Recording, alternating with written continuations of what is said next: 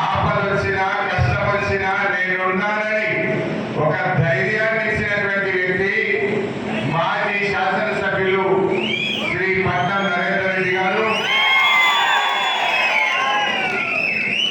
నరేందర్ రెడ్డి లాంటి మంచి నాయకులు నలుగురు ఉంటే చాలైనా.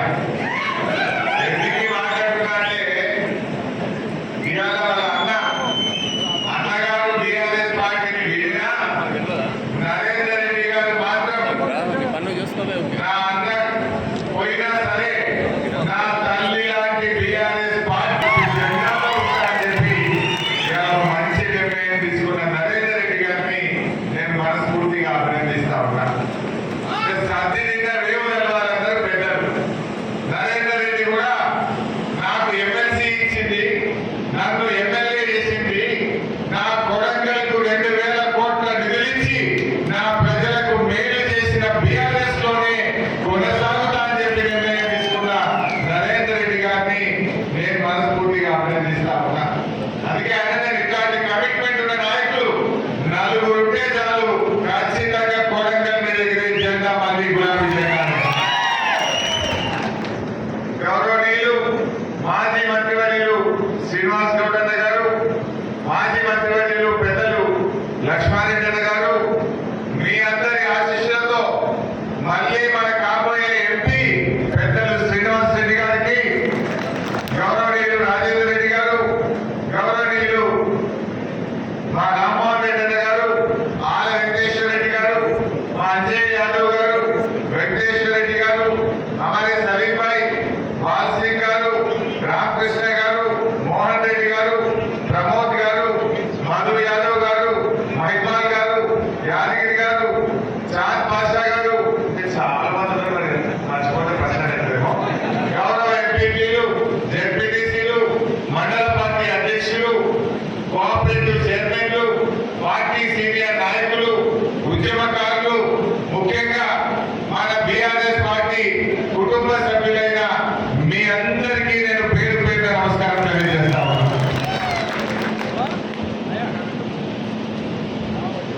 ఈరోజు మా జర్నలిస్టులకు కూడా నా మనవి, మీకు కూడా ప్రత్యేకంగా నమస్కారం. ఇప్పుడే డయాస్ మీద చెప్తా ఉన్నాను, జర్నలిస్టులు కూడా ఏదైనా కష్టాలు ఉన్నాయని కొడంగల్లో వార్త రాస్తే జర్నలిస్టులకు కూడా బెదిరింపు కాల్సి వస్తున్నాయి అన్న. ప్రజల కష్టాలు ప్రభుత్వానికి చెప్పడానికే జర్నలిస్టులు పనిచేస్తారు. ప్రభుత్వం చేసే పనులు ప్రజలకు చెప్పడానికి, ప్రజల కష్ట సుఖాలు నిద్రపోతున్న ప్రభుత్వాలను తట్టి లేపడానికి జర్నలిస్టులు పనిచేస్తారు. కానీ మా కోస్కిలా, మా కొడంగల్లా జర్నలిస్టులకు కూడా బెదిరింపు కాల్సి వస్తున్నాయని చెప్తే నిజంగా ఇది చాలా దురదృష్టకరం, సిగ్గుచేటు. మిత్రులారా, ఈరోజు ఎంపీ ఎలక్షన్లు వచ్చినాయి. సరే, ఎమ్మెల్యే ఎలక్షన్లో మీరు బాగా కష్టపడ్డారు. నేను కూడా లాస్ట్ రోజు ప్రచారం ముగింపుకు సిద్దిపేట రోజుల్లో కూడా మీ దగ్గరికి వచ్చాను. నేను మీరందరూ కూడా బాగా కష్టపడ్డారు. సరే, దురదృష్టం కారణం ఏదైనా మనం గెలవలేకపోయాం. గెలిచినా ఓడినా ప్రజల మధ్య ఉండే పార్టీ బీఆర్ఎస్ పార్టీ, ప్రజల కోసం పోరాడే పార్టీ బీఆర్ఎస్ పార్టీ. గెలిస్తే ప్రభుత్వంలో ఉండి ప్రజల కోసం పనిచేశాం. ఓడిపోతే ప్రధాన ప్రతిపక్షంగా ఈ కాంగ్రెస్ పార్టీ ప్రజలకు ఇచ్చిన హామీలు అమలు చేయించడం కోసం పోరాడతాం, ప్రజల మధ్యనే ఉంటాం. మనం గెలిచినా ఓడినా, అధికారంలో ఉన్నా ప్రతిపక్షంలో ఉన్న ప్రజల మధ్య ఉండే పార్టీ, ప్రజల కోసం పనిచేసే పార్టీ మన బీఆర్ఎస్ పార్టీ అని చెప్పి నేను మనం చేస్తా ఉన్నాం. మరి ఎన్నికల్లో ఆలోచించాలి. కాంగ్రెస్, బీజేపీ రెండు పార్టీలు మాకోటేయమంటే మాకోటేయమంటున్నారు. 10 ఏళ్ల బీజేపీ పాలన చూసాం, 10 ఏళ్ల బీఆర్ఎస్ పాలన కూడా చూసాం. బీఆర్ఎస్ ఏం చేసింది అంటే, ఇక్కడ ఏ నాయకుడిని అడిగినా, ఏ కార్యకర్తలు అడిగినా 100 స్కీములు చెప్తారు. మీరు 10 ఏళ్ల బీఆర్ఎస్ ఏమి ఇచ్చింది అంటే, రైతు బంధు ఇచ్చింది, రైతు బీమా ఇచ్చింది, కళ్యాణ లక్ష్మి ఇచ్చింది, కేసీఆర్ కిట్ ఇచ్చింది, 2000 ఆసరా పెన్షన్ ఇచ్చింది, మా పిల్లలకు రెసిడెన్షియల్ గురుకుల పాఠశాలలు పెట్టింది, తండాలు గ్రామ పంచాయతీలు చేసింది, మా ఎస్టీలకు 10% రిజర్వేషన్ ఇచ్చింది అని 100 పథకాలు మీరు చెప్పగలుగుతారు. మరి బీజేపీ ఏం చేసిందో చెప్పగలుగుతారు? బీజేపీ ఏం చేసిందో చెప్పమని మీ ఊళ్ళలో ప్రచారానికి వచ్చే బీజేపీ నాయకులు అడగండి. ఏం చేసింది? దళితులకు ఏమైనా చేసిందా? గిరిజనులకు ఏమైనా చేసిందా? రైతులకు ఏమైనా మంచి పని చేసిందా? పేదలకు ఏమైనా మంచి పని చేసిందా? ఏమీ లేదు. కొన్ని పనులైతే చేసింది. పెట్రోల్ డీజిల్ ధరలు 100 రూపాయలైతే చేసిందా? 100 రూపాయలు చేసినట్టు ఎలక్షన్ వచ్చిందంటే 2 రూపాయలు తెచ్చింది. నిజమేనా? అదే విధంగా గ్యాస్ సిలిండర్ ధర 350కే 1000 రూపాయలు చేసింది. ఎలక్షన్ వచ్చిందంటే 100 రూపాయలు తెచ్చింది. అంటే మనం అంత అమాయకులమా? మన చెవులలో పూలు పెట్టున్నారు. 1000 రూపాయలు తెచ్చింది, 100 రూపాయలు తెచ్చింది. మరి 900 ఎవరు కట్టాలి? ఇది మోసం కాదా? బీజేపీ వాళ్ళది అది ఏ బిడ్స్ పెట్టిన వాళ్ళు పాల మీద, పెరుగు మీద, గోధుమ పిండి మీద, పప్పుల మీద జిఎస్టీ వేసి ఇలా ధరలు పెంచింది బీజేపీ కాదా? ఇలా నిత్యావసర వస్తువుల ధరలు ఇలా ఆకాశాన్ని అంటా ఉన్నాయి. పేదవాడు కూలీ నాలి చేసుకొని వచ్చేటోళ్ళు రెక్కాడితే డొక్కాడని వాళ్ళు ఈ పెరిగిన ధరలతో ఇలా పేదల నడ్డి విడిచింది ఇలా బీజేపీ పార్టీ. పేదలు బతకడం కష్టమైంది. ఇదేనా బీజేపీ పేదలకు చేసింది? అదే ఆకలి పెరిగింది, నిరుద్యోగం పెరిగింది, పేదరికం పెరిగింది. ఇది తప్ప మీరేం చేసిండ్రు? ఏడాదికి 2 కోట్ల ఉద్యోగాలు ఇస్తామన్నారు. 10 ఏళ్లలో 20 కోట్ల ఉద్యోగాలు ఇవ్వాల్సిందే బీజేపీ. ఇచ్చిందా? చెప్పింది 20 కోట్లు, ఇచ్చింది 7 లక్షలు, 6.5 లక్షలు ఇచ్చింది. అంటే ఉద్యోగాలు ఇస్తామని నిరుద్యోగ యువతను ఇలా బీజేపీ మోసం చేసింది. అందుకే ఈ మధ్య బీజేపీ వాళ్ళు ఎంపీకి నిలబడ్డోళ్ళు ఒక్కొక్క కాడ ఒక్కొక్క పాస్తున్నారు. ఇప్పుడు ఎవరైనా ఏం చేయాలి? పార్టీ గవర్నమెంట్ వాళ్ళైతే మీకు ఈ పని చేసినాం, ఈ మంచి పని చేసినాం, ముంగటికి మళ్ళా గెలిస్తే ఈ పని చేస్తామని చెప్పాలి. ఈ బీజేపీ వాళ్ళకు చెప్పుకోవడానికి పథకాలు లేవు కనుక చిత్ర పటాలు పంచుతున్నారు, క్యాలెండర్లు పంచుతున్నారు, బ్యాగులు పంచుతున్నారు, చీరలు పంచుతున్నారు. ఇదేనా బీజేపీ చేసే పని? మీరు ఏం చేసిందో చెప్పండి. ఇలా తెలంగాణకు ఒక్క మెడికల్ కాలేజ్ ఇచ్చినారే బీజేపీ? దేశంలో 157 మెడికల్ కాలేజీలు ఇస్తే తెలంగాణకు ఒక్క మెడికల్ కాలేజీ కూడా మన రాష్ట్రానికి అన్యాయం చేసింది బీజేపీ. 157 నర్సింగ్ కాలేజీలు ఇస్తే తెలంగాణకు మొండి చేతులు ఉంది బీజేపీ. నవోదయ విద్యాలయాలకు చేయలేదు. మన పాలమూరు రంగారెడ్డి ఎత్తిపోతల పథకానికి జాతీయ ప్రాజెక్టు చేయమంటే కూడా బీజేపీ మోసం చేసింది. పోయిన ఎంపీ ఎన్నికల మోడీ గారు మన మహబూబ్ నగర్కి వచ్చి మేము వస్తే పాలమూరు రంగారెడ్డి పూర్తి చేస్తారని మాట ఇచ్చింది. కానీ కనీసం అనుమతులు ఇవ్వలేదు. ఒక్క రూపాయి కూడా మా పాలమూరు జిల్లాకు, మా పాలమూరు రంగారెడ్డి ప్రాజెక్టుకి ఇవ్వని పార్టీ ఇలా బీజేపీ పార్టీ. ఏమనంటే ఏమంటారు? ఏమనంటే మీకు గుళ్ళు కట్టిన గుళ్ళలో పూజ చేసే అగరబత్తి మీద కూడా జిఎస్టీ చేసింది బీజేపీ. అరే మా కేసీఆర్ గుడి కట్టిండు, గొల్లి కట్టిండు, కట్టలేదా? యాదాద్రి గుడి కట్టిండు, మా కొడగళ్ళ కోసం బడి కూడా కట్టిండు, దావకాడ కూడా కట్టిండు, అన్ని చేసినాం మనం. కానీ బీజేపీ వాళ్ళు ఏంటంటే కేవలం మాటలు చెప్పి ప్రజలకు అక్షింతలు వచ్చి మాయ చేయాలని చూస్తా ఉన్నారు. దయచేసి ఆలోచించండి. ఇవాళ మన కేసీఆర్ ఎన్నో కార్యక్రమాలు మన కొడకల్లో చేసింది. మీ తండాలు గ్రామ పంచాయతీలకి కరువు ప్రాంతకాలతో ఉండే ఈ ప్రాంతానికి ఇంటింటికి నల్లబెట్టి మా అక్క చెల్లెల కష్టాలు ఇచ్చింది, మంచినీళ్ళ బాధలు ఇచ్చింది మన కేసీఆర్. ఈ రకంగా మంచి పనులకి ఇప్పుడే మా లక్ష్మారెడ్డి చెప్పిండు. కరివేన ప్రాజెక్టు పూర్తయింది. కరివేన నుంచి కొడకలకు కాలువలు అవ్వడానికి టెండర్లు కూడా పిలిచినాం. గట్టిగా చేస్తే 3 నెలల పని, 6 నెలల పని.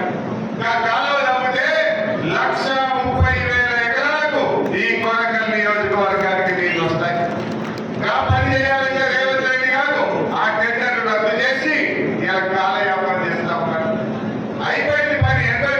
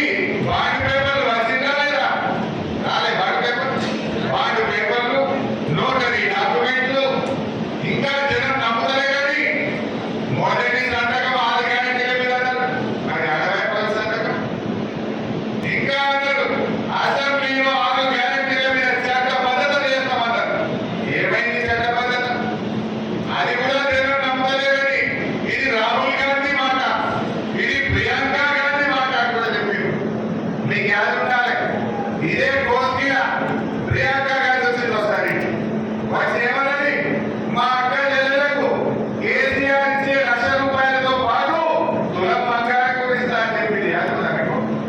చెప్పి ఇంకో మాట అన్నది రేవంత్ రెడ్డి ఇవ్వకపోతే ఇచ్చే చివర నాది అన్నది. ఏమైందా మరి ప్రియాంక గారి ఇప్పుడు రకాల సీజన్ నడుస్తుంది. మార్చి ఏప్రిల్ ఫుల్ రకాలవి వచ్చినారే కొడంగల్ కింద తులం బంగారం వచ్చిందా? మరి ఏ ముఖ పెట్టుకుంటే కొట్టుకుంటారు? మాట చెప్పిన రేవంత్ రెడ్డి తప్పే, రేవంత్ రెడ్డి మాట తప్పే మేమిస్తా నా జిమ్మెదారన్నా ప్రియాంక గాంధీ గారి 80 అని నేను అంటాను. ఇది మోసం కాదా? 6 క్యాబినెట్లు నమ్మబలించి ఓడనాడదాకా ఓడమల్లమ్మ, ఓడనాడదాకా ఓడమల్లమ్మ డబ్బల ఓట్లు వాళ్ళ దగ్గర పెట్టి చూస్తారు. ఒకసారి వీడియో చూపియాలా? రుణమాఫీ వీడియో పెట్టిపోయి ఒకసారి మా వాళ్ళకి చేద్దాం. మళ్ళీ 2 లక్షల రూపాయలు తెచ్చుకొని డిసెంబర్ 9 నాటి నేను మార్పు చేస్తా. కాబట్టి రైతులందరికీ నేను విజ్ఞప్తి చేస్తున్నా. ఎమ్మడే బ్యాంకు పోయి లోన్లు తెచ్చుకొని వచ్చిన ఎమ్మడే నేను రుణమాఫీ